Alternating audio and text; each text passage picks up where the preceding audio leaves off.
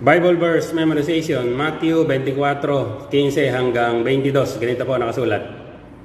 Kaya nga pagkakita ninyo ng kasuklam-suklam na paninira na sinalita sa pamamagitan ng propeta Daniel na natatayo sa dakong banal, unawain ng bumabasa.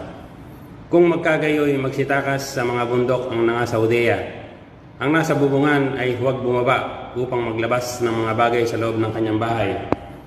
At ang nasa bukid ay huwag magbalik upang kumuha ng kanyang balabal. Datapwat sa aba ng nangagdadalang tao at nangagpapasuso sa mga araw na iyon. At magsipanalangin kayo na huwag mangyari ang pagtakas ninyo sa panahong taginaw o sabatman.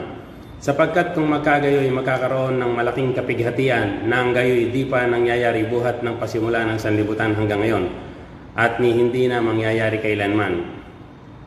At malibang paikli ng mga araw na iyon ay walang lamang makaliligtas, datapwat dahil sa mga hirang ay paiikliin ang mga araw na iyon. Yun po ang nakasulat sa Matthew 24:15 hanggang 22. Salamat po sa Diyos.